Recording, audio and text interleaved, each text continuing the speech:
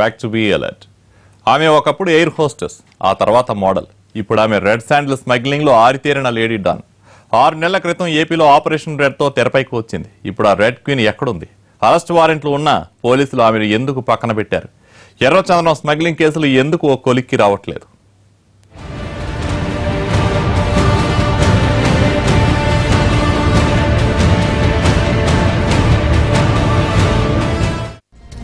సంగీత Chatterjee red sandal smuggling పేరు చెబితే వెంటనే గుర్తుకు వచ్చే పేరు.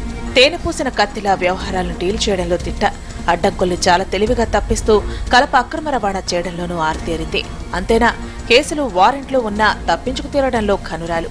గత కొద్ది రోజులుగా ఈమె కార్యకలాపాలు వెలుగు చూడటం లేదు. అండర్ గ్రౌండ్ లో ఉంటూ వ్యవహారాలు నడుపుతున్నట్టు తెలుస్తోంది.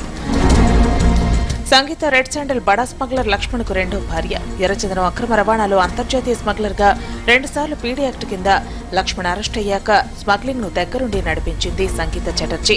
లక్ష్మణ్ సోదరుడి సహకారంతో 2 ఏళ్ల కాలంలో 5 కోట్ల విలువైన లావాదేవీలు నడిపింది. తన పేరు మీద కోట్లాది రూపాయల ఆస్తులను సమకూర్చుకుంది. లాకర్లలో బంగారం, వజ్రాలు పెట్టుకుంది. ఆ సమయంలో రెడ్ క్వీన్ పై చిత్తూరు జిల్లాలోని 4 పోలీస్ స్టేషన్లో కేసులు నమోదయ్యాయి.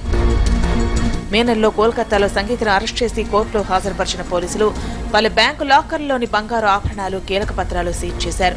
ట్రాన్సిట్ వారెంట్ పై చిత్తూరు కోర్టులో ఈమెను హాజరుపరచాల్సి ఉంది. కానీ కేసు నుంచి తప్పించుకునేందుకు కోల్కతా కోర్టును ఆశ్రయించి స్టే తెచ్చుకుంది సంగీత. అప్పటి నుంచి 6 నెలలుగా ఆమె గురించి పట్టించుకోవడమే మానేశారు పోలీసులు.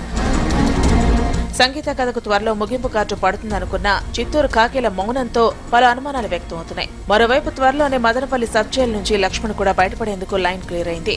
అప్పుడు భర్తను కలుసుకోవడానికి సంగీత వస్తుందా? పోలీసులు ఈ విషయంలో ఏం చేయబోతున్నారు అన్నది వేచి చూడాలి.